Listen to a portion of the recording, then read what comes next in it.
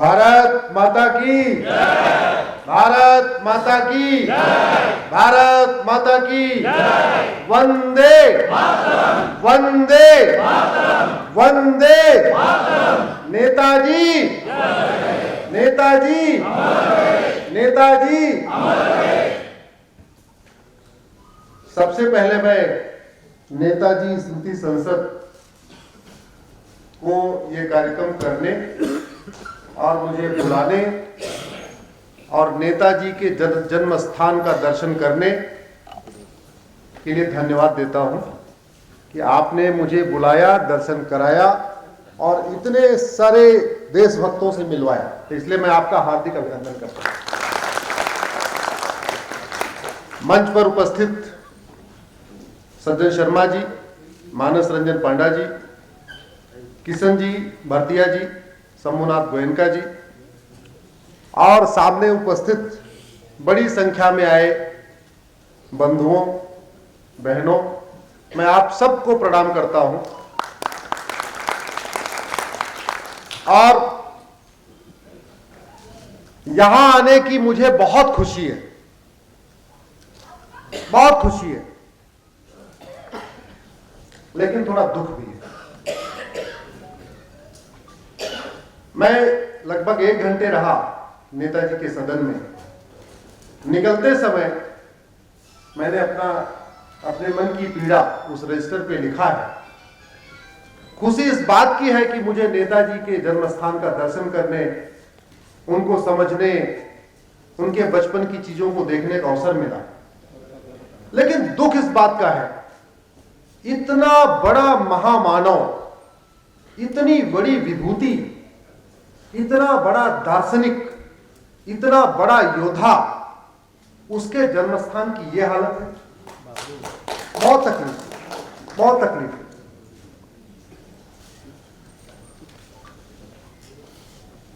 मैं किसी की तुलना नहीं करना चाहता, क्योंकि स्वतंत्रता संग्राम में सबका योगदान है।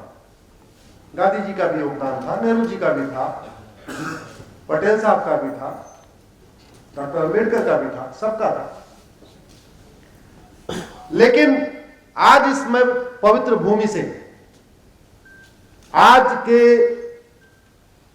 सभी सांसदों और विधायकों से एक आग्रह करता हूं, एक बार आप लोग इस नेताजी के जन्म स्थान पे आइए और आने के बाद अपनी आत्मा से पूछिए कि क्या नेताजी को वो सम्मान मिला, क्या नेताजी के साथ वो न्याय हुआ, क्या नेताजी को हमने घर घर पहुंचाया, क्या नेताजी के विचारों को, उनके कर्मों को हमने स्कूल में पाठ्यक्रम के माध्यम से, सिलेबस के माध्यम से घर घर पहुंचाया। क्यों ऐसा किया गया? जिन लोगों ने नहीं किया उनसे तो मैं कुछ कह नहीं सकता, लेकिन वर्तमान समय में देश के 790 सांसदों, 790 इसलिए कह रहा हूं, 545 लोकसभा में सांसद हैं और 245 राज्यसभा में सांसद हैं। उन 590 सांसदों से आग्रह करता हूं, एक बार आके आइए, जन्म स्थान का दर्शन करिए और मुझे पूरा भरोसा है कि जैसी पीड़ा आज मुझे हुई है इस स्थान का दर्शन करने के बाद, मुझे लगता है जो भी आएगा, जिसने नेताजी को पढ़ा है, नेताजी को समझा है, और जो नहीं भी पढ़ा होगा कम से कम यहां आके देखेगा, उसको इस बात की पीड़ा जरूर होगी कि नेताजी के साथ न्याय नहीं हुआ। आप 1 घंटे के दौरान मेरे मन में कुछ और भी चीजें आई हैं। इतना मैं जरूर कहता हूं, आज मैंने 3 मिशन लिया है। नेताजी को भारत रत्न मिले,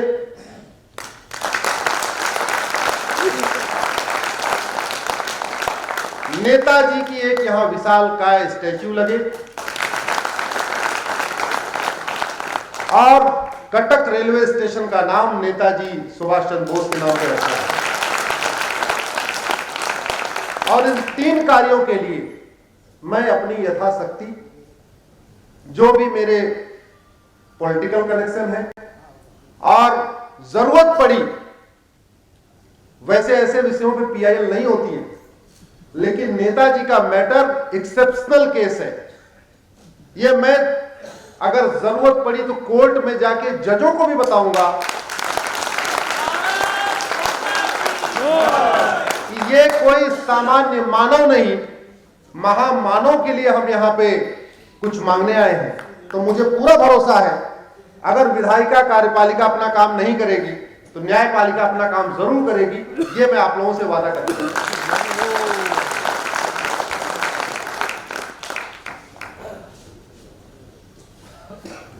गोयनका जी मुझे सुप्रीम कोर्ट मिलने गए थे दिल्ली में, तो यह हुआ कि 2 दिन का कार्यक्रम रहेगा, आज कटक में रहेगा, कल भुवनेश्वर में रहेगा। तो हमने तय किया कि आज हम 1950 से पहले हुए पापों की बात करेंगे और कल भुवनेश्वर में 1950 के बाद हुए पापों की बात करेंगे।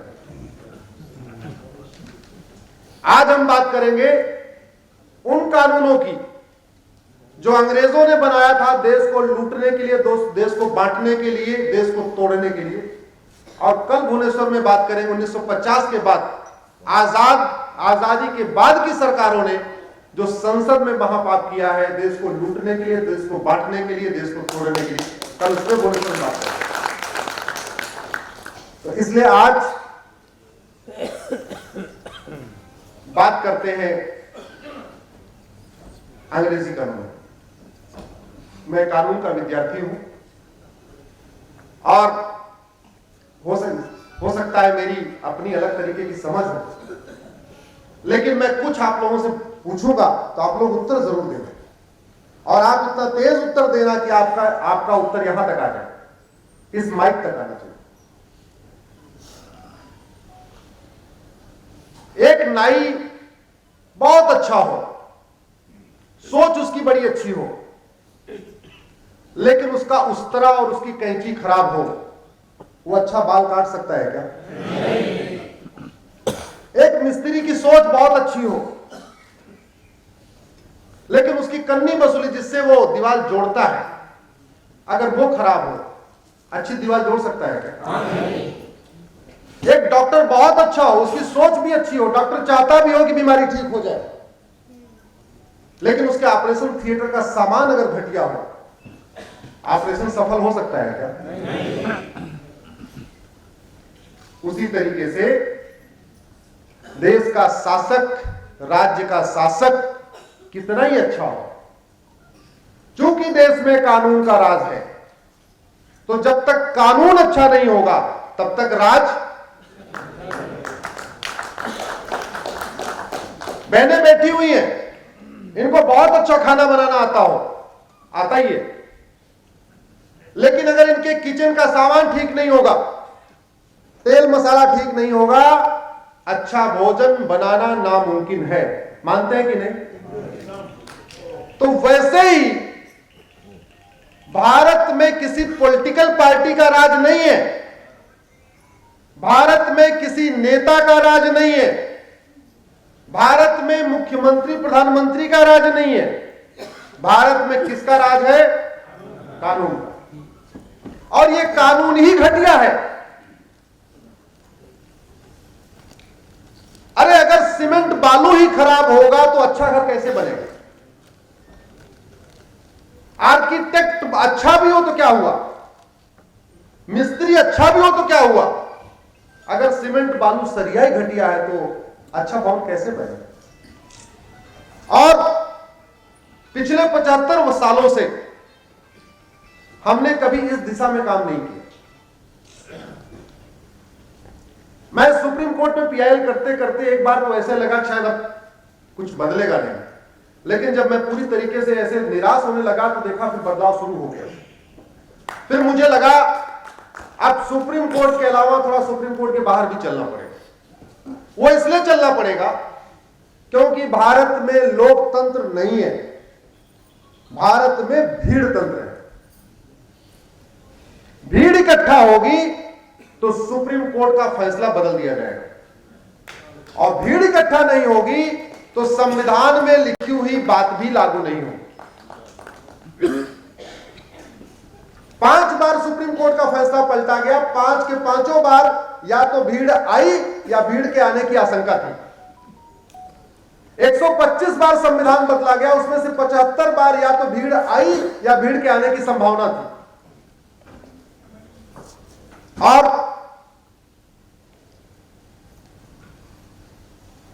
नाई बहुत अच्छी अच्छी बात करे, लेकिन ठीक से बाल न काटे, खूब बातें करे, समाजवाद की बात करे, गांधीवाद की बात करे, लोहिया जी की बात करे, उनकी बात करे, उनकी बात करे, लेकिन ठीक से बाल न काटे, आप उसको अच्छा नहीं मानेंगे? जोर से बोलिए जरा। मिस्त्री बहुत अच्छी अच्छी बातें करे, लच्छेदार भाषण दे, खूब बतौलेबाजी करे, ठीक से आपके दीवार न बनाए, आपका घर ठीक से न बनाए, अच्छा मिस्त्री मानेंगे? डॉक्टर खूब भाषण देता रहे, बहुत अच्छी अच्छी बात करता रहे, ठीक से दवाई न दे, अच्छा डॉक्टर मानेंगे? लेकिन नेता तो आपको कोई बतौलेबाज चाहिए। नेता केवल आपको बतौलेबाज चाहिए। इसीलिए हमारे देश का बंटा था। और हम कितने सेल्फिश थे और हैं। 10 रुपए कपड़ा प्रेस करने वाले को देते हैं तो चाहते हैं कि बहुत अच्छी तरीके से कपड़ा प्रेस करके दे। 30-40 रुपए नाई को देते हैं तो चाहते हैं कि बहुत अच्छी तरीके से दाढ़ी बनाए और अच्छी तरीके से बाल काटे। 2000 रुपए घर में काम करने वाली को देते हैं तो चाहते हैं इस तरीके का झाड़ू पोछा करे, घर एकदम साफ। 10-15 हजार रुपए ड्राइवर को देते हैं तो चाहते हैं ऐसी गाड़ी चलाए, न गाड़ी ठुके और यात्रा बढ़िया हो, सुरक्षित हो, जल्दी से हो जाए। लेकिन जिनको वेतन भत्ता, गाड़ी, बंगला, pension, security guard, free air ticket, free rail ticket सब कुछ देते हैं और आप ही लोग देते हैं, कोई और नहीं देता। उनसे आप अच्छे कानून की आशा ही नहीं करते। अरे भैया, जैसे फिल्म निर्माता का काम है फिल्म अच्छी फिल्म बनाना, ऐसे कानून निर्माता का काम क्या है? सांसद और विधायक को संविधान में कानून निर्माता कहते हैं, लॉ मेकर कहते हैं। जो उनका काम है वो नहीं कर रहे और फिर भी हम ताली बजाए जा रहे, ताली बजाए जा रहे, ताली बजाए जा रहे। नाई अपना काम न करे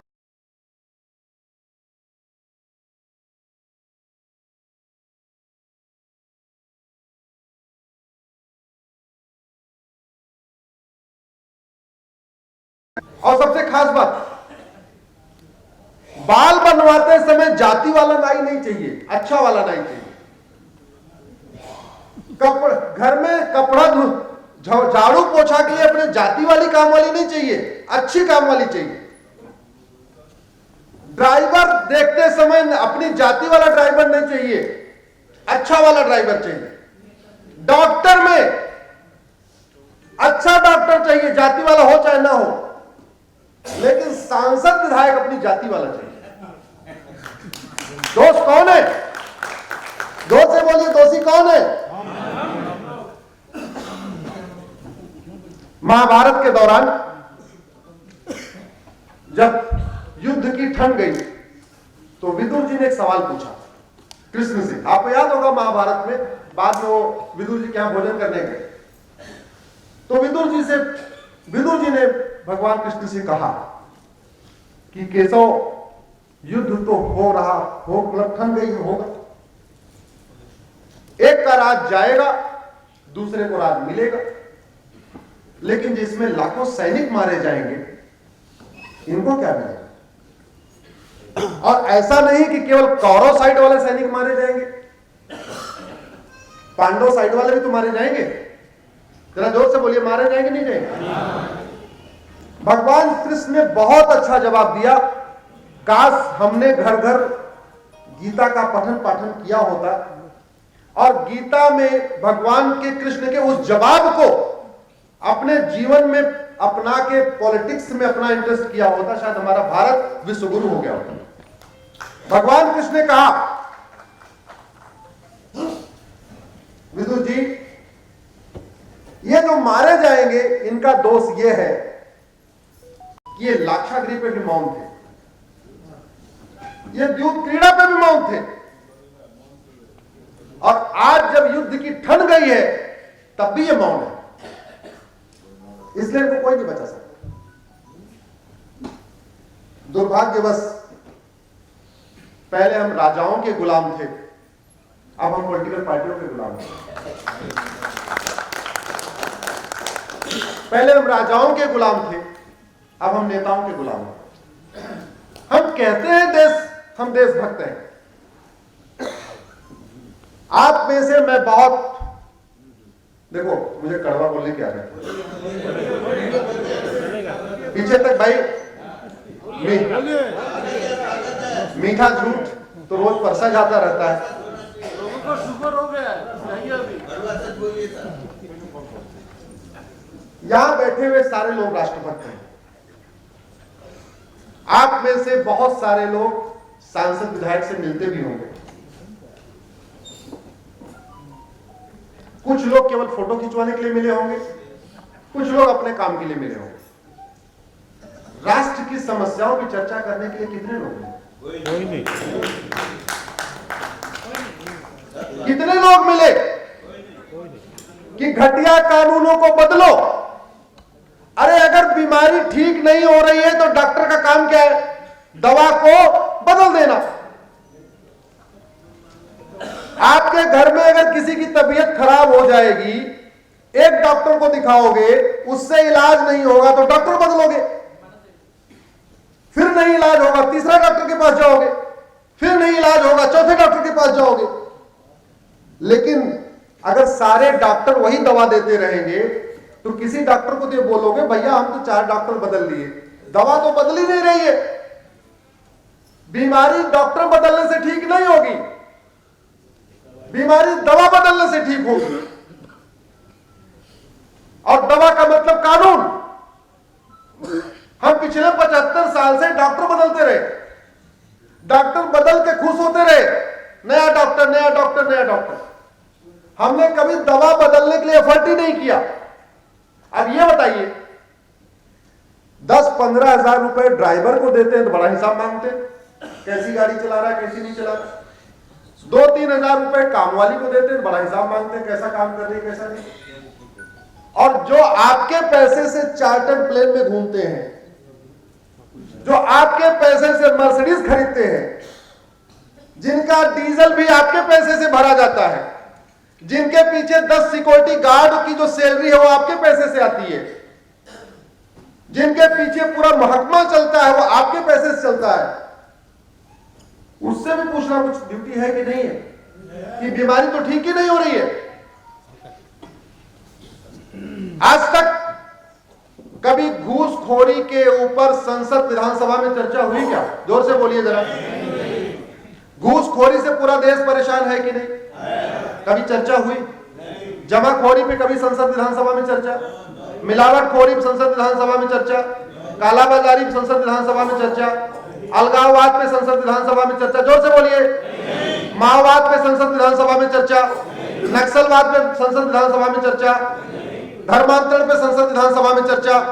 जनसंख्या विस्फोट पे संसद विधानसभा में चर्चा? विदेशी फंडिंग पे संसद विधानसभा में चर्चा? कालाधन पे संसद विधानसभा में चर्चा? हवाला पे संसद विधानसभा में चर्चा? तो संसद विधानसभा में क्यों तू मैं हो रही? आपके काम का कोई चर्चा हो रही है क्या? लेकिन हम खुश हैं क्योंकि हमको बतौलेबाजी पसंद है, हमको काम वाम नहीं चाहिए, हमको अच्छा भाषण चाहिए। तो आपको अच्छा भाषण चाहिए तो अच्छा भाषण मिल रहा है, आपको जो चाहिए वो मिल रहा है भाई। लोकतंत्र है ना। राजतंत्र में होता था यथो राजा तथो प्रजा, जैसा राजा बिहेवियर करता था वैसे प्रजा बिहेवियर करती थी। लोकतंत्र जिसको मैं भीड़तंत्र कहता हूं, भीड़तंत्र में यथो प्रजा तथो राजा, प्रजा को जो चाहिए राजा वो देगा। प्रजा कहेगी सुप्रीम कोर्ट का फैसला पलटो तो पलट देगी, प्रजा कहेगा संविधान बदलो बदल देगी, प्रजा कहेगी कि तुम भाषण देते रहो हमें भाषण में मजा आ रहा है, बोले तुम लो भाषण। इस देश का संविधान कहता है सांसद पब्लिक सर्वेंट है, विधायक पब्लिक सर्वेंट है, कलेक्टर पब्लिक, तहसीलदार पब्लिक, ये सब पब्लिक सर्वेंट। पब्लिक सर्वेंट का मतलब क्या हुआ? लोक सेवक, जन सेवक। अब ये बताइए, ये जितने लोक सेवक हैं, जितने जन सेवक हैं, इनके ऊपर जितना भी खर्च होता है, किसी लोक सेवक के ऊपर हर साल 2 करोड़ खर्च होता है, हर साल 3 करोड़ खर्च होता है, किसी को 5 करोड़ खर्च होता है। ये खर्चा आता कहां से? पब्लिक से। तो खर्चा कौन दे रहा है? किसको दे रही है? सेवक को। क्या करने के लिए? सेवा। हो रही है सेवा? एक पब्लिक सर्वेंट दूसरे पब्लिक सर्वेंट की सेवा कर रहा, पब्लिक की तो कर ही नहीं रहा है। थानेदार कलेक्टर की सेवा कर रहा है, कलेक्टर साहब विधायक की सेवा कर रहे हैं, विधायक जी थोड़ा और ऊपर सेवा कर रहे हैं। तो सारे पब्लिक सर्वेंट यानी सारे सेवक एक दूसरे की सेवा कर रहे हैं। जिनके सेवक हैं उनकी सेवा ही नहीं हो रही। ऐसी कौन सी समस्या है जिसका समाधान नहीं है? बताइए, है ऐसी कोई समस्या? बड़ी सीधी सी बात है, अगर कोई समस्या पूरी दुनिया में है तब तो ये मान सकते हैं भाई ये लाइलाज है।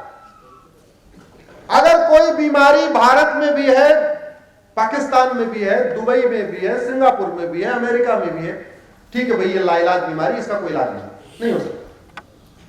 लेकिन अगर कोई समस्या भारत में है लेकिन सिंगापुर में नहीं है, तो 2 ही कारण है, या तो सिंगापुर का प्रधानमंत्री अच्छा, सिंगापुर का मुख्यमंत्री अच्छा, या हमारा भारत का प्रधानमंत्री अच्छा है। कुछ तो है ना। अगर कोई समस्या, अगर दिल्ली में अपराध ज्यादा है और दुबई में अपराध कम है, तो 2 ही बात है, या तो दिल्ली का मुख्यमंत्री खराब है या तो दिल्ली का कानून खराब है। आखिर क्या कारण है दुबई में क्राइम कम है और क्या कारण है कि दिल्ली में क्राइम ज्यादा है? क्या कारण है कि भारत में सब तन से जुदा के नारे लगते हैं लेकिन सिंगापुर में कभी नहीं लगते?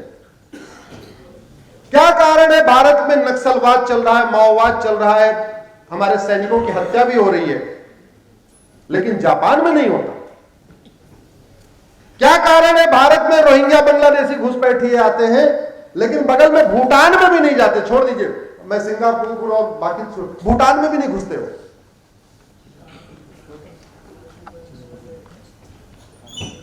मैं गांव से बिलोंग करता हूं और आप लोगों को भी पता है, कोई फसल जब बोना होता है सीधे सीधे बीज को खेत में नहीं डाला जाता।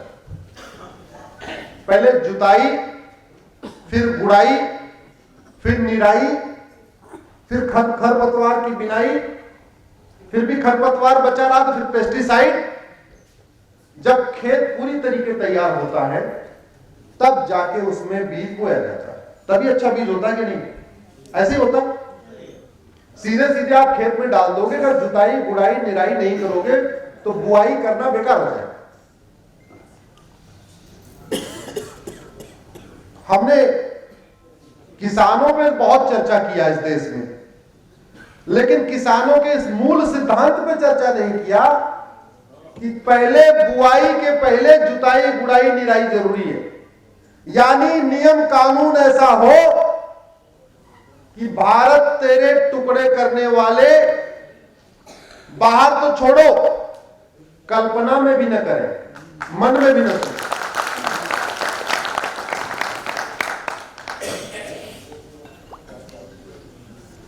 सीए कानून लागू हुआ,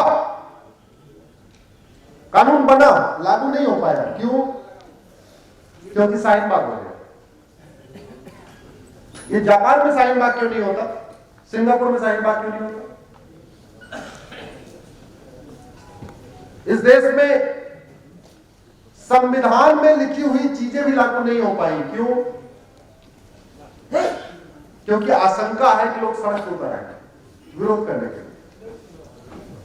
सबसे पहले ऐसे खरपतवारों की हमें उखाड़ के फेंकने की जरूरत है। ऐसे खरपतवारों को, चूंकि भारत में कानून का राज है, आप कानून के द्वारा ही उखाड़ के फेंक सकते हैं, आप ऐसे उखाड़ के नहीं फेंक सकते।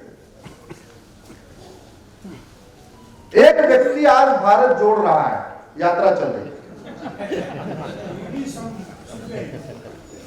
आप बताइए, उस व्यक्ति के पास हजारों करोड़ का काला धन है कि नहीं? जोर से बोलिए। हजारों करोड़ की बेनामी संपत्ति है कि नहीं? हजारों करोड़ रुपए आय से अधिक संपत्ति है कि नहीं? तो उसको तो तिहाड़ में होना चाहिए, तो बाहर कैसे जोड़ रहा है? नहीं, वो बाहर क्यों है? हमारा कानून घटिया है, हमारा कानून घटिया है। 1857 में मंगल पांडे की क्रांति हुई, ध्यान से समझो। 1857 में जब मंगल पांडे जी की क्रांति हुई, मात्र 15 दिन के अंदर वो क्रांति, जबकि न व्हाट्सएप था, न फेसबुक था, न ट्विटर था, न टेलीग्राम था, कुछ नहीं था, लैंडलाइन भी रेयर होते। उस 1857 की मंगल पांडे जी की क्रांति 15 दिन के अंदर लाहौर पहुंच गई मेरठ से, 15 दिन के अंदर ढाका पहुंच गई, 15 दिन के अंदर कन्याकुमारी पहुंच गई। मतलब भारत, पाकिस्तान, बांग्लादेश में मात्र 15 दिन के अंदर यह खबर घर घर पहुंच गई कि मेरठ में कोई मंगल पांडे नामक व्यक्ति ने विद्रोह किया है। कैसे पहुंची होगी, जरा सोचिए, कैसे पहुंची? उसको पहुंचाया हमारे मठ मंदिरों ने, उस क्रांति को घर घर पहुंचाया हमारे मठ मंदिरों में, क्योंकि हमारे मंदिर केवल धार्मिक केंद्र नहीं थे, सांस्कृतिक केंद्र भी थे, संपर्क के बहुत बड़े केंद्र थे। क्योंकि साप्ताहिक रूप से प्रत्येक परिवार एक दिन मठ मंदिर पे जरूर आता था, वहां लोग सामूहिक रूप से इकट्ठा होते थे। तो मेरठ की क्रांति मठ मंदिरों के माध्यम से भारत, पाकिस्तान, बांग्लादेश 15 दिन के अंदर फैल गई।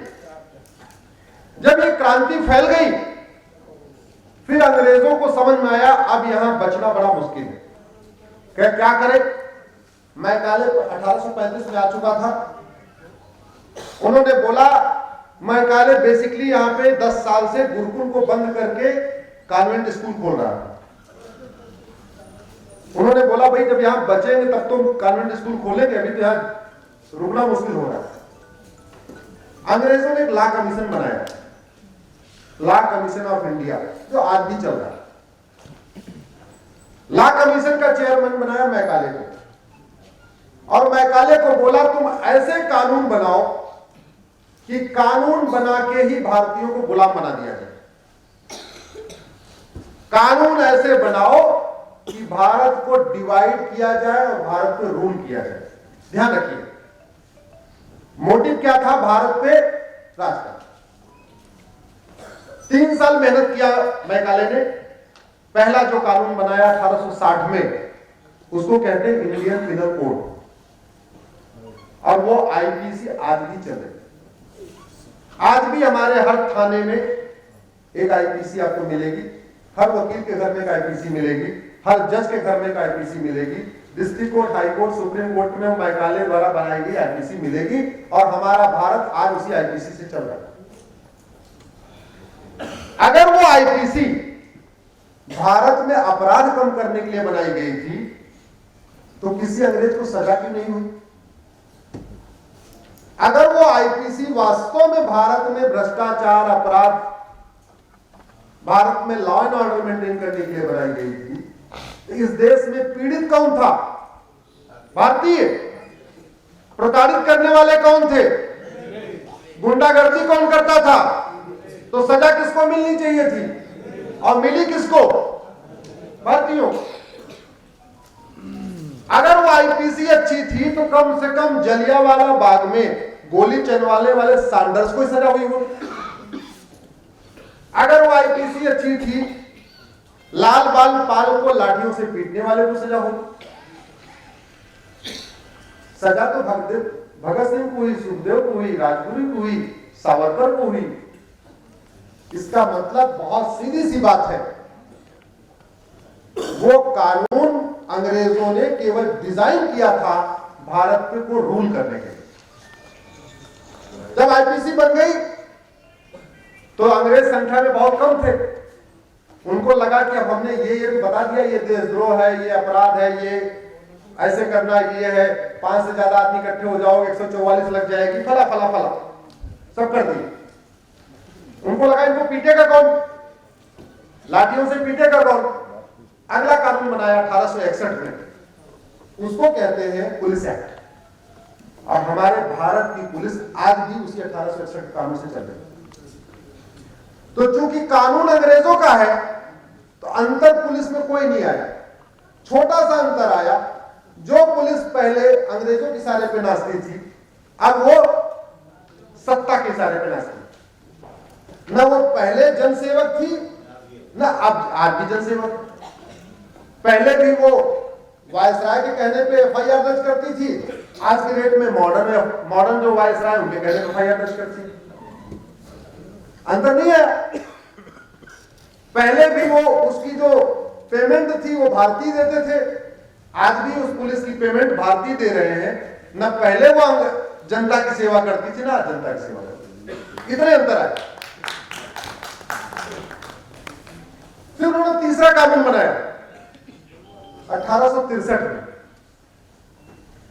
उनको 1857 की मंगल पांडे की क्रांति दिमाग में ऐसी भरी हुई थी, उनको लगा ये मठ मंदिरों वाला नेक्सस तोड़ना जरूरी है, क्योंकि सबसे बड़े इनके व्हाट्सएप और ट्विटर और फेसबुक सोशल मीडिया वायरल करने वाले मठ मंदिर हैं। इनको पहले अपने कब्जे में लो। 1863 में कानून बनाया, उसको कहते हैं रिलीजियस एंडाउमेंट एक्ट। और वो कानून बना के उन्होंने भारत के मठ मंदिरों को अपने कंट्रोल में ले लिया। मठ मंदिरों के पुजारियों को नौकर बना दिया, मठ मंदिरों के मालिक को बाहर कर दिया, जो थोड़ा पूजा वूजा करते थे उनको नौकर बना दिया, थोड़ा थोड़ा उनको वेतन देना शुरू कर दिया।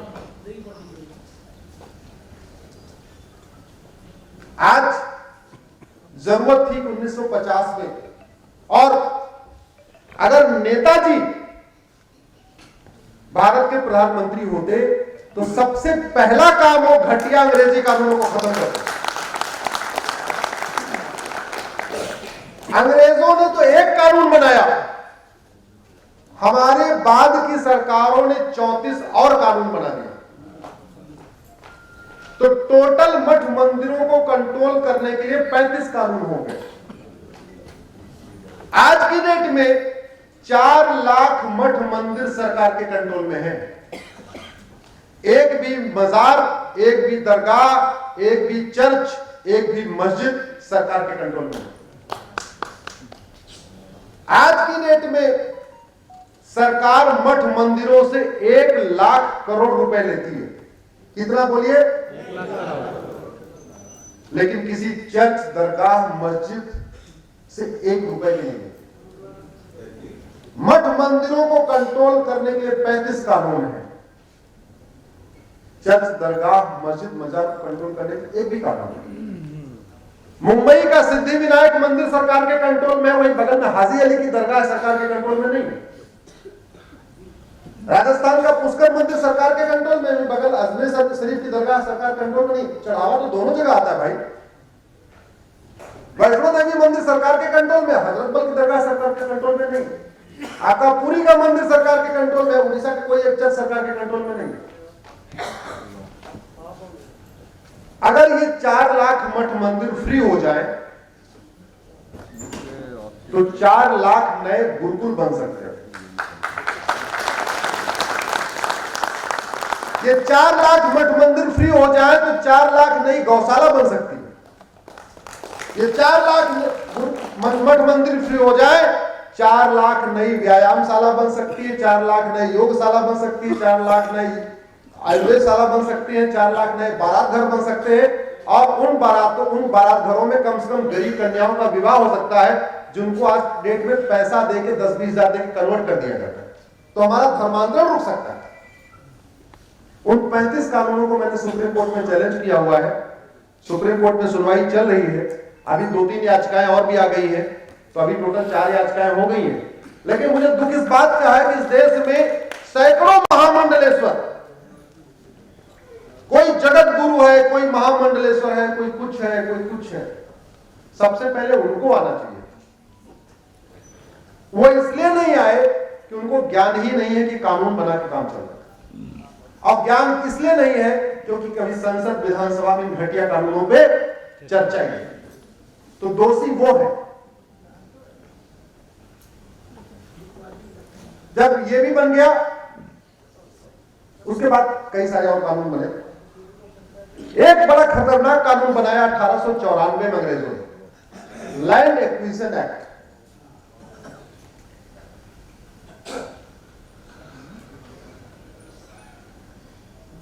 बोला ये हम कानून बना रहे हैं, हम देश में जगह जगह कलेक्टर का ऑफिस बनाएंगे। किसका ऑफिस बनाएंगे?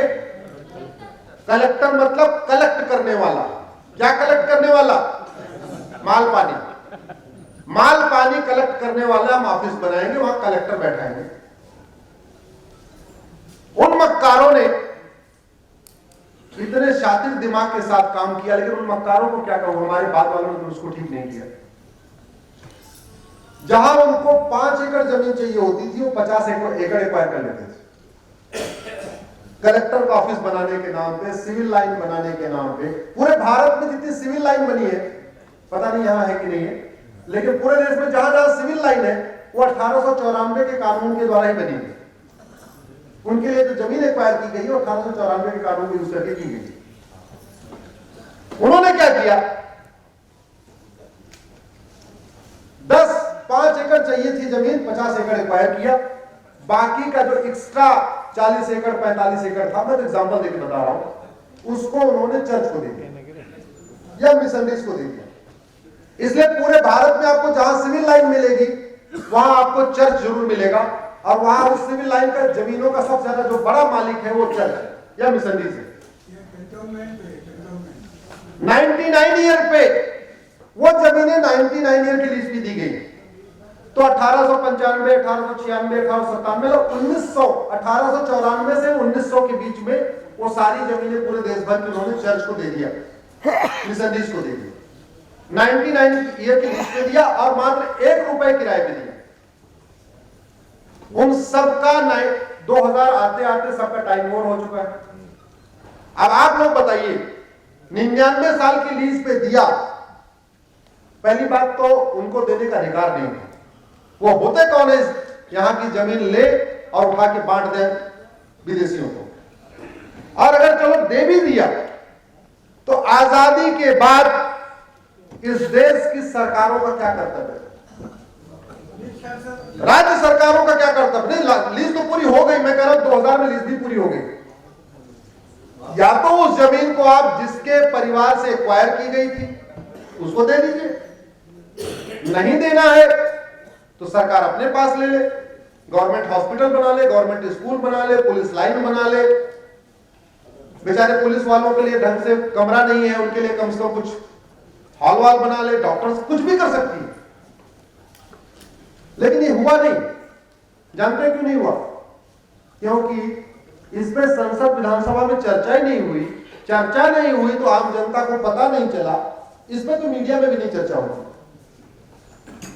और जब चर्चा ही नहीं होती तो आम जनता को पता नहीं है, तो कोई आंदोलन नहीं हुआ, ना कुछ हुआ, ऐसे चल रहा है। आज भी 10-10 एकड़ 15-15 एकड़ जमीनें 1-1 रुपए के लीज पे चल रहे हैं। अब उसका क्या हुआ? उसमें कुछ बड़े चालाक थे, उनको लगता है कि 99 ईयर की लीज पूरी हो गई है, अब आने वाले टाइम में हो सकता है ये जमीन वापस ले लिया जाए। तो उन्होंने क्या किया है, अब उन जमीनों की प्लॉटिंग करना शुरू कर दी, उसको वो बेच रहे हैं। और किसको बेच रहे हैं? आप सब लोगों को बेच रहे हैं। और मुझे तो दिल्ली में एक केस ऐसा पता चला, दिल्ली में सिविल लाइन है, सिविल लाइन में जो प्लॉटिंग उसी को हुई जिसके पूर्वजों से वो जमीन एक्वायर की गई, मतलब जिसके पूर्वजों से अंग्रेजों ने एक्वायर किया था, उन्हीं को 1 करोड़ रुपए बिस्वा पे उनको प्लॉटिंग किया। अब आप जरा सोचिए, लीज पूरी हो गई है, वो सारी जमीनें पावर ऑफ अटॉर्नी पे बिक रही है, और उन्हीं को बिक रही है जिससे वो ली गई थी और जबरदस्ती ली गई थी। इसका जो निगेटिव इंपैक्ट ये है कि वो 10 बिस्वा बेचते हैं शहर के अंदर 10 करोड़ की बिक जाती है, 40-50 किलोमीटर दूर जाके गांव के एरिया में आराम से 5 करोड़ में वो 5 एकड़ जमीन खरीद लेते हैं, 5 एकड़ उसी पे लगा देते हैं, तो उनका अच्छा खासा हॉस्पिटल बन जाता है, अच्छा खासा चर्च बन जाता है, अच्छा खासा उनका मेडिकल कॉलेज बन जाता है। बाहर से जो फंडिंग आ रही है वो आ ही रही है, लेकिन जो अंग्रेजों ने उनको जमीन दिया था, उस जमीन की प्लॉटिंग कर करके वो पूरे देश में चर्च बना रहे, हॉस्पिटल बना रहे, स्कूल बना रहे, सब कुछ बना रहे। आप बताइए, ये कानून खत्म होना चाहिए था कि नहीं? ये लीज की जमीन वापस लेनी चाहिए थी कि नहीं? लेकिन चर्चा ही नहीं की। क्यों? उनको पता है, उनको माल पानी मिल जाता है, उनको माल पानी मिल जाता है, इसलिए मौन।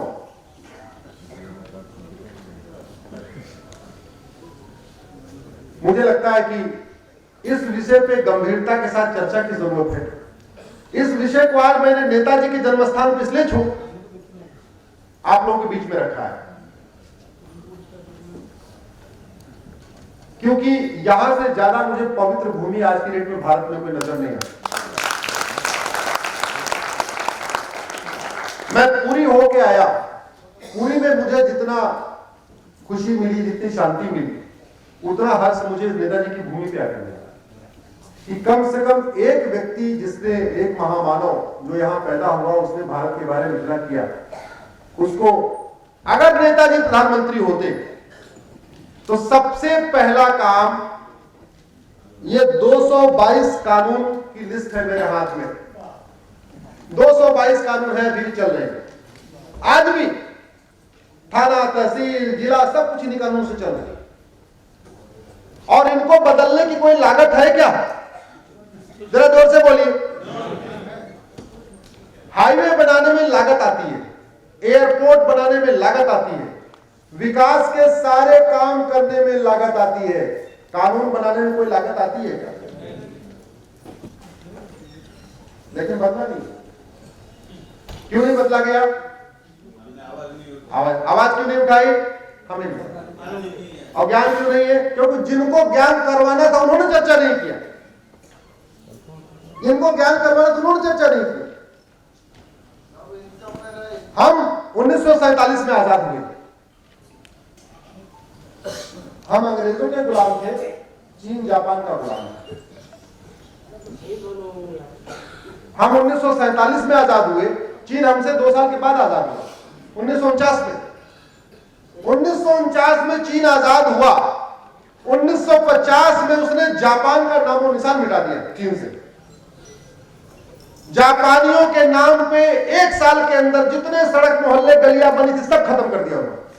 खत्म से मतलब सबका नाम बदल दिया, सबका ओरिजिनल नाम चेंज कर दिया।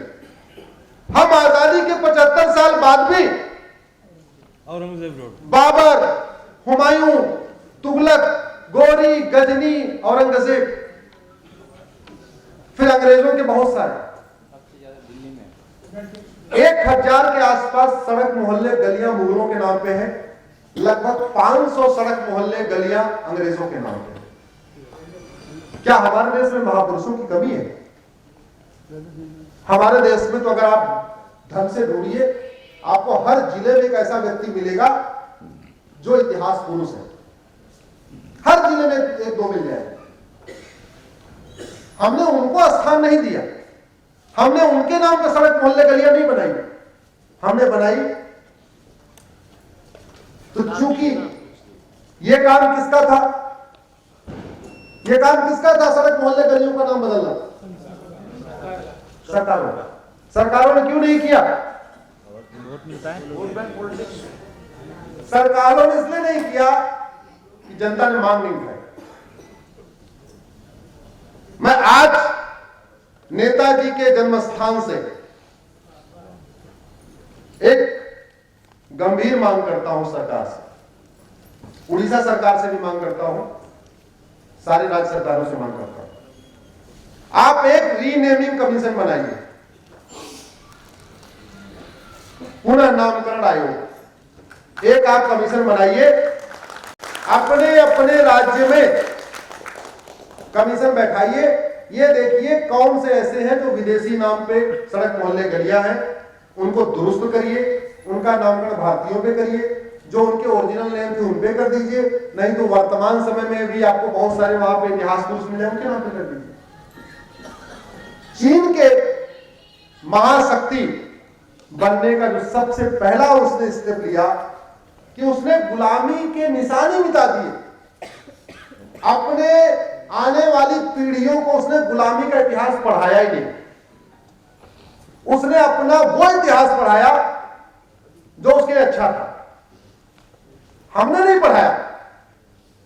हमने तो न दशरथ के पहले पढ़ाया, न लौह कुश के बाद पढ़ाया, न कृष्ण के पहले पढ़ाया, न कृष्ण के बाद पढ़ाया, न अर्जुन के पहले पढ़ाया, न अर्जुन के बाद पढ़ाया। थोड़ा बहुत जो कुछ हमें नॉलेज मिली वो सीरियल से मिल गई। वो हमारे नेताओं ने तो कुछ हमें कहीं का नहीं छोड़ा। जो थोड़ी बहुत नॉलेज मिल गई वो कुछ सीरियल से मिल गई, लेकिन चूंकि वो सीरियल भी बहुत सारे ठीक से नहीं बने तो हमें सही नॉलेज भी नहीं मिली। हमारा इतिहास इतना मजबूत है, हमारी संस्कृति इतनी मजबूत है। आज की डेट में जो मैं सुनता हूं अमेरिका के लोग या जो बाहर से पढ़ के आए हैं, उसमें जजेस भी हैं, सांसद विधायक भी हैं, equality, justice, gender justice, gender equality. अरे भैया, हमने तो नारी तो नारायणी कहा था, हमने तो महिला पुरुष को कभी बराबर कहा ही नहीं।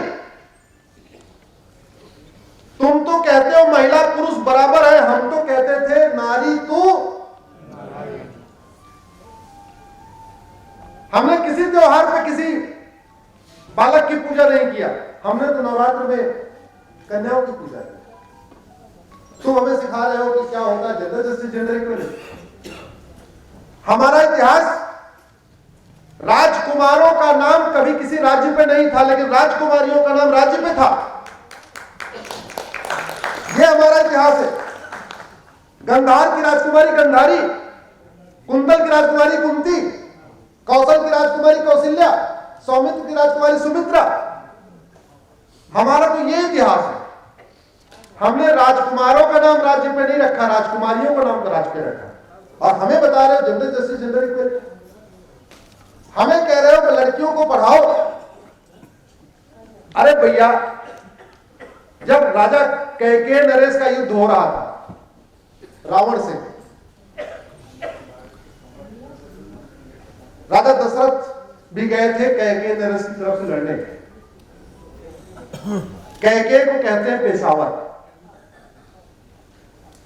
अब जरा देखिए, कैकेय का मतलब पेशावर। हमारी टेक्नोलॉजी कितनी तगड़ी थी कि रावण लंका से पेशावर लड़ने चला गया था, कैकेय नरेश। दूसरा, अयोध्या से दशरथ जी उनकी मदद करने गए थे पेशावर। कुछ तो टेक्नोलॉजी थी ना, आने जाने का साधन था ना हमारे पास। और तीसरा जो सबसे इंपॉर्टेंट है कि जब कैकेय नरेश का सेनापति मार दिया रावण ने, तो कैकेयी ने कमान संभाली, कैकेयी ने सेनापति का काम किया।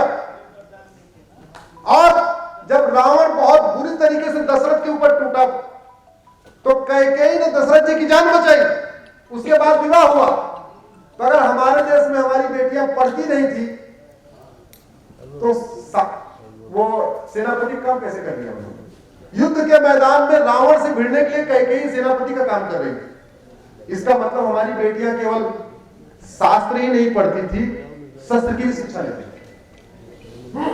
ये इतिहास हमें नहीं पढ़ाया गया ना, ये इतिहास नहीं बताया गया हमें। वो दो चार आ जाते हैं अंग्रेजी मीडियम वाले, पता है क्या क्या बता देते हैं अमेरिका मीडियम वाले। हमारा बहुत अच्छा। दूसरा,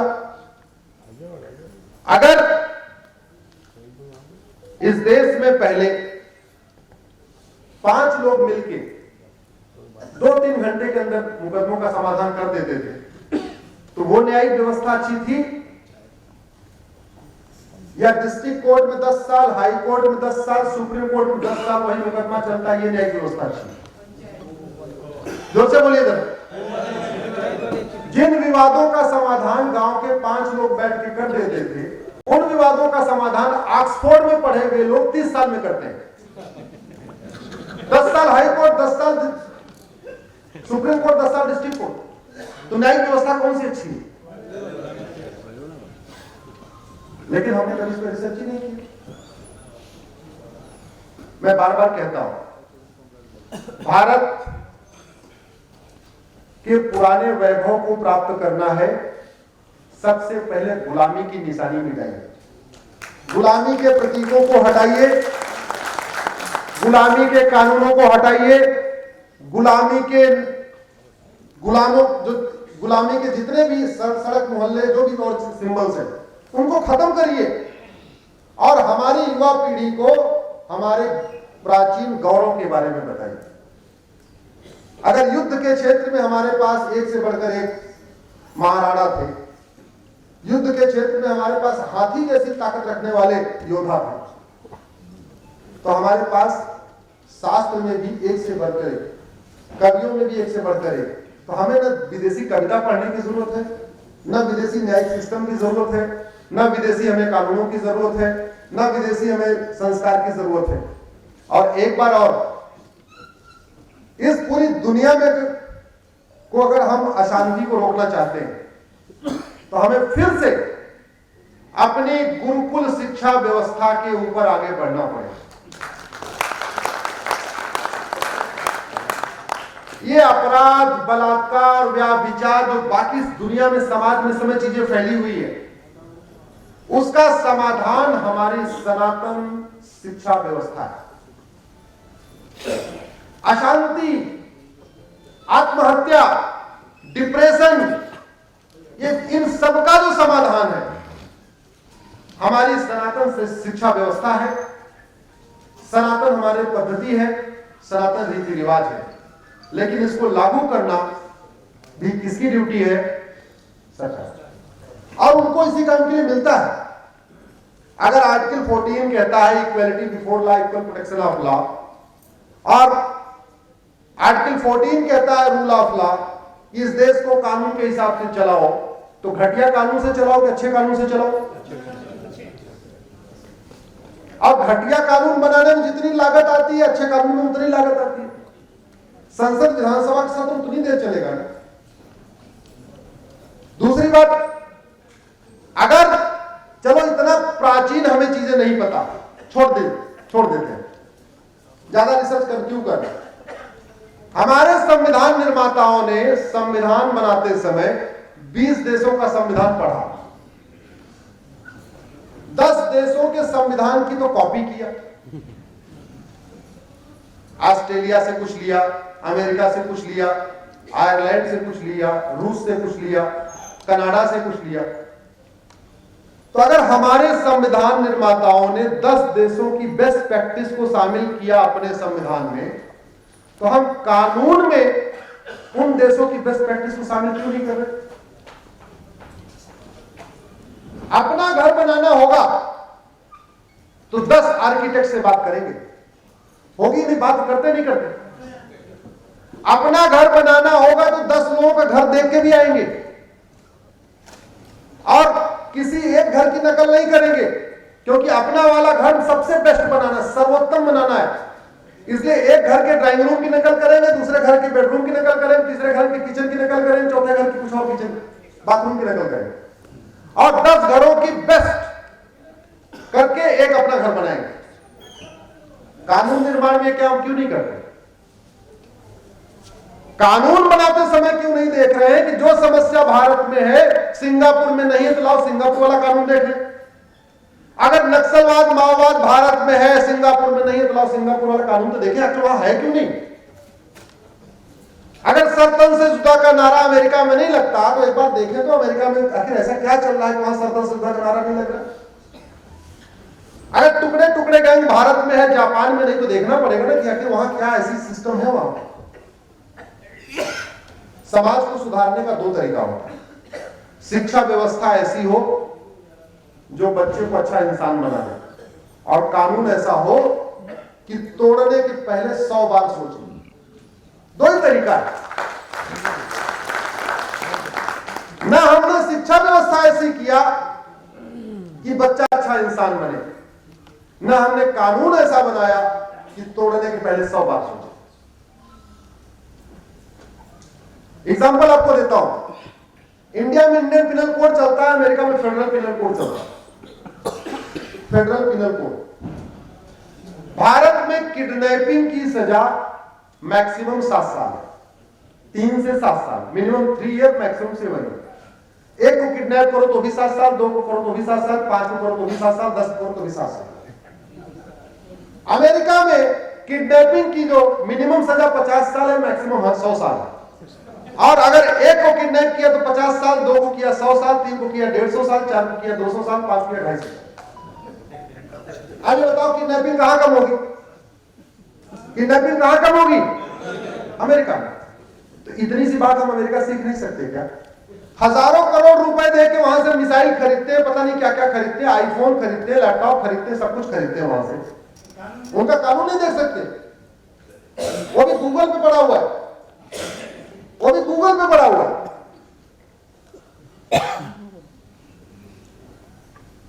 भारत में मर्डर की एक धारा है 302, हमारे जो अधिवक्ता साथी जानते होंगे, मर्डर की एक धारा 302, आप सुने भी होंगे 302 लग गया, 302 लग गया। अमेरिका में मर्डर के ऊपर धारा नहीं, एक चैप्टर है पूरा, उस चैप्टर में 10 धाराएं हैं और मर्डर के 10 धाराएं हैं। किलिंग किया तो अलग, मर्डर किया तो अलग, स्लाटर किया तो अलग, बुचरिंग किया तो अलग, मतलब गोली मारा अलग, फांसी दिया अलग, टुकड़े टुकड़े किया अलग, सबके अलग अलग था। हेड क्राइम अलग, जेनोसाइड अलग। अपराध मर्डर के तरीके इस तरीके से उन्होंने डिफाइन कर दिए हैं, जज चाह के भी न सजा बढ़ा सकता न सजा घटा सकता।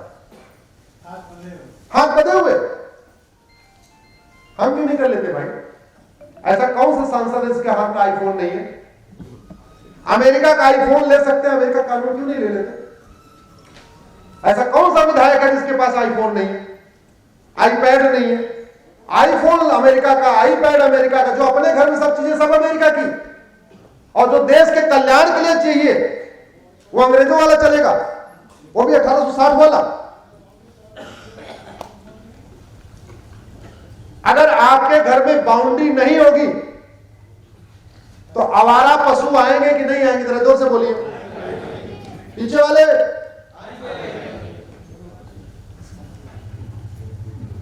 हमारे देश में घुसपैठियों को रोकने के लिए 1846 का कानून चल रहा है।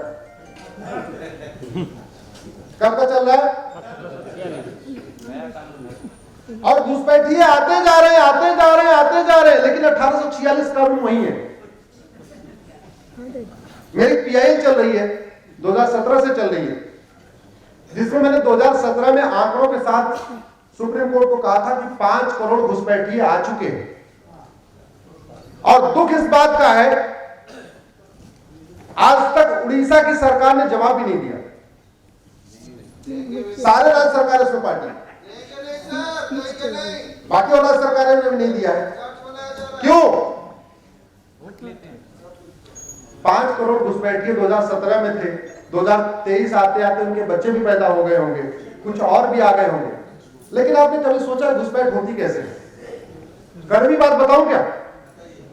घुसपैठ होती क्या है? घुसपैठिए बॉर्डर पे 2000 रुपए दे के आते हैं। किसको देते हैं? जो बॉर्डर पे खड़े हैं, बीएसएफ को देते हैं। अरे भाई इतना सवाल जवाब मत करिए, समझिए। 2000 पर घुसपैठिया बॉर्डर का रेट है। भारत में अंदर आते हैं 2000 पर घुसपैठिया लेता है वो आधार बनाने वाला, जो आधार नहीं बनता, जो आजकल सेंटर बने हुए हैं, कॉमन सर्विस सेंटर। आपको विश्वास न हो तो कभी चले जाना अनजान जगह, कह देना कि मेरे पास कोई डॉक्यूमेंट नहीं है, एक आधार बना दो। पहले नानू करेगा, उसको 2000 रुपए गुलाबी नोट दिखा देना, आपका आधार बना देगा। जब घुसपैठिया 2000 दे के आ गया, 2000 रुपए में उसने आधार बनवा लिया। अब वो 2000 रुपए देता है लेखपाल को, जो लेखपाल से मतलब जो नीचे लेवल के हैं, उनसे वो राशन कार्ड बनवा लिया। जब उसके पास 2 डॉक्यूमेंट हो गए, और नगर निगम में जाता है, बाबू को 2000 फीस से पकड़ाता है, वहां से बर्थ सर्टिफिकेट बनाना। जब 3 डॉक्यूमेंट हो जाते हैं फिर वो 2-3 हजार रुपए देता है, ड्राइविंग लाइसेंस बनवा देता है। जब 4 डॉक्यूमेंट होते हैं फिर 2-3 हजार रुपए देता है, वोटर आईडी बनवा देता है। अब आप करते रहो एनआरसी, करते रहो एनआरसी। असम की एनआरसी फेल हुई कि नहीं? अच्छा नहीं ना, मैं बताता हूं।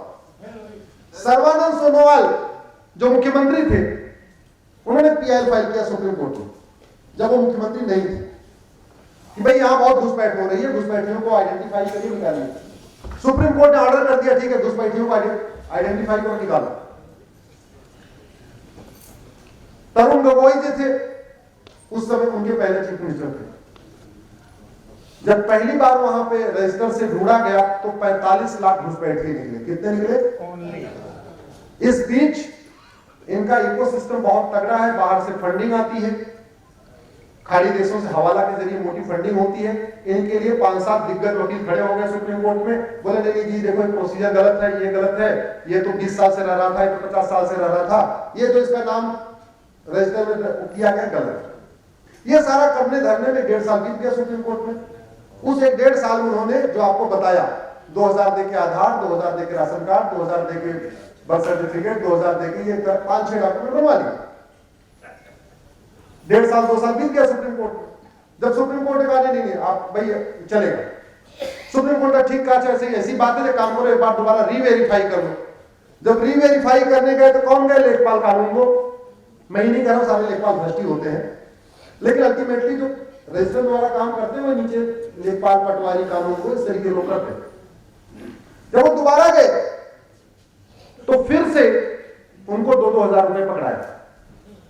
वो लोग इतने चालाक थे कि रजिस्टर में जब जितने दिन भर में घुसपैठियों का नाम जोड़ते थे उतने असम वालों का नाम बाहर निकाल देते कि बैलेंस बना रहे। भाई असम वालों ने पैसा दिया नहीं, वो तो खानदानी वहीं के रहने वाले, वो क्यों देंगे? आपसे कोई आएगा डॉक्यूमेंट, आप पैसा दोगे क्या? बोले हम तो यहीं रहने वाले, 5 पुश्ते हमारी यहां। उन्होंने बड़ी चालाकी किया, जिनसे पैसा लिया था उनका नाम जोड़ा, असम के लोगों को जितना दिन भर में जोड़ा उतने शाम को वहां का नाम निकाल दिया। जब दोबारा रजिस्टर बना फिर हंगामा हो गया कि असम वाले तो नागरिक बन गए, घुसपैठिए भारतीय बन गए और भारत के लोग घुसपैठिए हो। तो उस एनआरसी को भ्रष्टाचार में फेल कर दिया। अगर आप भारत की समस्याओं पे एक बार रूट का एनालिसिस करिए तो आपको 80% समस्याओं का रूट का घटिया कानून मिलेगा और 50% समस्याओं का रूट का भ्रष्टाचार है। आप भ्रष्टाचार खत्म कर दीजिए, माओवाद खत्म हो जाए। इन माओवादियों को विदेशों से फंडिंग होती है भारत में अराजकता फैलाने के लिए, इनकी फंडिंग बंद कर दीजिए, खत्म। नक्सलियों को विदेशों से फंडिंग होती है, फंडिंग खत्म कर दीजिए, नक्सली खत्म। जिहादियों को बहुत बड़ी पैसे मोटी रकम आती है खाड़ी देशों से हवाला के जरिए, वेस्ट कंट्री से एफसीआरए के जरिए, वो फंडिंग बंद कर दीजिए, आधे वो दम तोड़ देंगे। धर्मांतरण के लिए मोटा पैसा आता है, इनकी फंडिंग खत्म कर दीजिए। भाई वो धर्मांतरण कराते ही पैसे के लिए, उनको बाकायदा रिपोर्ट देनी होती, इतने लोगों को करा दिया, इतना पैसा मिल गया, बोले इतना आप करा दिया, इतना और मिल गया। उनका धंधा है, धंधा रोकना उनका एक, फंडिंग बंद कर दीजिए। भारत की सनातन संस्कृति की, सनातन धर्म की 50% समस्याओं का रूट काज है भ्रष्टाचार। इस भ्रष्टाचार को खत्म करने के लिए बड़े कठोर निर्णय लेने पड़े। तैयार है आप लोग सुनने के लिए? पहले मानते कि नहीं मानते भ्रष्टाचार बहुत बड़ा खतरा है? भ्रष्टाचार खत्म करने के लिए सबसे पहले कानून बनाना पड़ेगा प्रॉपर्टी को आधार से लिंक करने के लिए। उस दिन मेरी पीआई सुप्रीम कोर्ट में चल रही है। दूसरा, 80% भारतीयों को 100 रुपए से बड़े नोट की जरूरत नहीं, ये सरकार मानती है। भाई आज की डेट में 82 करोड़ लोगों को मुफ्त में राशन दिया जा रहा है कि नहीं? तो राशन मुफ्त किसको दिया जाता है? सरकार भी मानती है कि 80% लोगों को 100 रुपए से बड़े नोट की जरूरत नहीं, पर डे 100 रुपए से कम खर्च करते हैं। जो 20% लोग 100 रुपए से ज्यादा खर्च करते हैं, उनको उनके पास एटीएम, पेटीएम, भीम, आधार सब कुछ हो चुका है। और आप अमेरिका, यूरोप और भारत का कंपैरेटिव स्टडी करिए तो वहां पे करप्शन कम होने का सबसे बड़ा कारण है कि करेंसी कम है, छोटी है। ये बहुत बेसिक सा फंडा है। जितनी बड़ी करेंसी उतना ज्यादा भ्रष्टाचार, जितनी बड़ी करेंसी उतना ज्यादा हवाला, जितनी बड़ी करेंसी उतना ज्यादा काला धन, जितनी बड़ी करेंसी उतनी ज्यादा अराजकता। एग्जाम्पल देख लीजिए, हमसे बड़ी करेंसी पाकिस्तान की है, वहां ज्यादा अराजकता है, और हमसे छोटी करेंसी अमेरिका की है, देखिए वहां शांति। और अपराध का सीधा सीधा संबंध विकास से होता है। 50 साल पहले दुबई में कुछ नहीं था। आज की डेट में दुबई दुनिया का सबसे बड़ा बिजनेस सेंटर बन गया। क्यों? उसने भ्रष्टाचार और अपराध के खिलाफ बहुत कठोर कानून बनाए। चीन में तो अभी एक सरकारी कंपनी के जीएम ने कॉन्ट्रैक्टर से थोड़ा पैसा ले लिया था, उसको फांसी दिया है, और कुछ दिन पहले तभी चीन के कानून मंत्री को फांसी दी। एक व्यक्ति ने मैक्सिको में, कानून में अंतर समझिए, एक व्यक्ति ने मैक्सिको में चिटफंड कंपनी बना के 16,000 लोगों का पैसा लेके लूट गया। चिटफंड कंपनी बना के, नहीं 1 का 2 कर देंगे, 2 का 4 कर देंगे। उसको 1,41,000 साल सजा हुई है। कितनी? हाँ, 1,41,000 की। हमारे तो यहाँ 70,000 करोड़ का कॉमनवेल्थ घोटाला हुआ, किसी को 7 साल की भी नहीं हुई। 1,76,000 करोड़ का 2G घोटाला हुआ, किसी को 7 साल की नहीं हुई। 1,86,000 करोड़ के कोयला घोटाले में किसी को 7 साल की हुई। और मान लो अगर चिटफंड से कंपेयर करना है तो हमारे यहाँ सहारा ने 16 लाख लोगों का पैसा डुबो दिया। 16 लाख लोगों का पैसा लेके भाग गए, 16 साल की नहीं हुई, वहां 16,000 लोगों का पैसा लेके भागा, 1,41,000 साल। कुछ दिन पहले महात्मा गांधी की ग्रेट ग्रैंडसन ने अफ्रीका में 7 करोड़ का घोटाला किया था, 3 करोड़ का घोटाला किया था, 3 करोड़ का घोटाला किया, उसको 7 साल सजा हुई। हमारे यहां 2G वालों को भी 7 साल की नहीं हुई, कोल वालों में भी नहीं हुई। इसलिए कह रहा हूं, डेवलपमेंट का सीधा सीधा संबंध कानून से होता है। कानून कठोर होगा, भ्रष्टाचार कम होगा, अपराध कम होगा, विकास होगा। और हो सकता है मैं गलत हूं, लेकिन मेरा ऐसा मानना है, इस देश में सरकारें अच्छा कानून बना दें जिसकी कोई लागत नहीं है। अच्छा कानून बना के इस देश में अपराध, भ्रष्टाचार का खत्म हो जाएगा। भारत की जीडीपी 2% बढ़ाने के लिए 2 लाख करोड़ का इन्वेस्टमेंट चाहिए, और ये 2% जीडीपी केवल अच्छे कानून से बनाई जा सकती है। कठोर कानून बना के भ्रष्टाचार, अपराध खत्म कर दीजिए। भारत के व्यापारी ही भारत की जीडीपी को 2% बढ़ा देंगे। उनसे वसूली बंद कर दीजिए, भारत के व्यापारियों से वसूली बंद कर दीजिए, भारत की जीडीपी भी बढ़ा देंगे और धर्म के कार्य के लिए अपनी तिजोरी भी खोल देंगे। अभी वो बेचारे करें क्या? उनकी तिजोरी तो पॉलिटिकल पार्टियां ले जा रही हैं, पॉलिटिशियन ले जा रहे हैं, चुनाव में चला जा रहा है, तो कहां से बनवाएंगे वो धर्मशाला, कहां से बनवाएंगे कुआं, कहां से बनवाएंगे तालाब, कहां से बनवाएंगे मंदिरों? और अगर बनवा भी दे तो खतरा भी है कि अगले चुनाव में अगर सरकार बदल गई तो पता चला उल्टा छापा पड़ जाएगा। कानून की कोई लागत नहीं होती है, लेकिन कानून दवा की तरीके काम करता है। शरीर के स्वस्थ होने के लिए जितना जरूरी है अच्छी दवा, देश के स्वस्थ होने के लिए उतना जरूरी अच्छा कानून। और अगर आपकी तबीयत खराब है तो दवा खाने के बाद दो काम होगा। अच्छी दवा होगी तो शरीर ठीक होगी, खराब दवा होगी तो शरीर और बिगड़ जाएगा। सेम सिचुएशन कानून पे होती है। कानून अच्छा होगा, भ्रष्टाचार कम होगा, कानून घटिया होगा, भ्रष्टाचार बढ़ेगा। कानून अच्छा होगा, अपराध कम होगा, कानून घटिया होगा, अपराध बढ़ेगा। कैसे? व्यक्ति ने बोला 15 मिनट के लिए पुलिस हटा दो, हिंदुस्तान से हिंदुओं को खत्म कर दूंगा, उसको सजा हुई क्या? हुई सजा। ये घटिया कानून का इससे बड़ा एग्जाम्पल क्या हो सकता है? मैं फेडरल पिनल कोड में देख रहा था, जो अमेरिका में चलती है। अगर कोई व्यक्ति अमेरिका में जाके कह दे 15 मिनट के लिए पुलिस हटा लो, सारे अमेरिकन को मैं मार के खत्म कर दूंगा, सारे ईसाइयों को काट के फेंक दूंगा, मिनिमम 50 साल सजा होगी, मिनिमम। हमारे देश में उसका वो वीडियो आज भी यूट्यूब पे है और कोर्ट ने बरी कर दिया। क्यों? ये कानून अंग्रेजों ने बनाया था इसी अपने हिसाब से, जिसको मन करे सजा दे दे, जिसको मन करे बरी कर दे। इससे बढ़िया क्या हो सकता है? इससे बड़ा कोई एग्जांपल हो सकता है?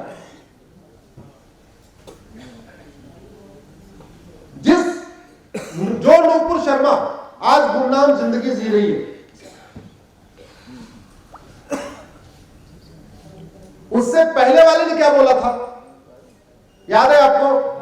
शिवलिंग को फवारा बोला था। मैं तो उसके साथ डिबेट भी नहीं करता, एक दिन तो मैंने उसका लाइव उसको वॉकआउट कर दिया था। मैंने कहा इसके साथ डिबेट नहीं करूंगा। मैं चैनल बैठा था, मैं मुझे इसके साथ बैठा दिया, मैंने कहा इसके साथ डिबेट नहीं करूंगा। जिसने भगवान शिव को फवारा बोला उसको कुछ हुआ? जिसने 4 दिन पहले हमारे पवित्र रामायण का अपमान किया उसको कुछ सजा हुई? इसका मतलब ये कानून ऐसा है, कोर्ट जिधर चाहे उधर उसका इंटरप्रिटेशन कर ले। तो मैं जज को क्यों दोष दूं? कानून तो ऐसा हो कि जज चाह के भी उसका कोई गलत इंटरप्रिटेशन न करना। हमें ऐसा कानून नहीं चाहिए कि पुलिस वाले आतंकवादियों का मुकदमा वापस ले लें। उत्तर प्रदेश में योगी जी के आने के पहले आतंकवादियों का मुकदमा वापस लिया जा रहा था कि नहीं? 1861 का कानून है। यह अलग बात है, उस 1861 कानून को योगी जी अलग तरीके से यूज कर रहे हैं।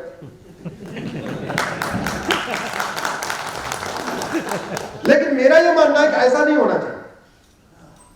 कानून ऐसा हो जो राजा पे अंकुश लगा के रखे।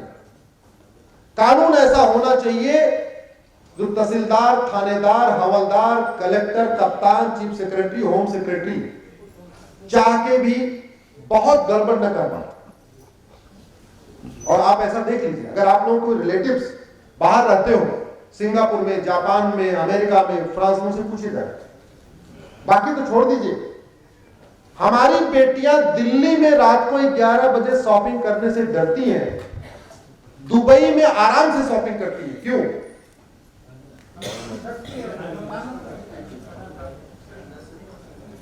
क्योंकि मैंने कहा अपराध खत्म करने का 2 ही तरीका है। सठे साठ्यम समाचरे सिद्धांत भारत का है, किसी विदेशी किताब में नहीं लिखा है। जिन देशों ने सठे साठ्यम समाचरे सिद्धांत को अपनाया, उसके हिसाब से कानून बनाया, वहां न नक्सलवाद है, न माओवाद है, न अलगाववाद है, न कट्टरवाद है, न मजहबी उन्माद है। सबसे बड़ा एग्जांपल चीन है। एकदम उसने सठे साठ्यम समाचरे सिद्धांत को अपनाया, इसीलिए देख लीजिए वहां पे अलगाववादी हरकतें कम है। भारत के किसी हिंदू धर्मगुरु की इतनी हिम्मत है कि जाके अमेरिका में क्रिश्चियंस का कन्वर्जन करा दे? बोले जरा। और भारत में हो रहा है कि नहीं? उड़ीसा में हो रहा है कि नहीं? सबसे ज्यादा। तो भैया अगर ये हो रहा है तो क्यों? फिर अगर मैं बार बार कह रहा हूं, अगर बीमारी ठीक नहीं हो रही है तो डॉक्टर अच्छा कैसे हुआ? अगर यहां पे धर्मांतरण हो रहा है तो मुख्यमंत्री अच्छा कैसे हुआ?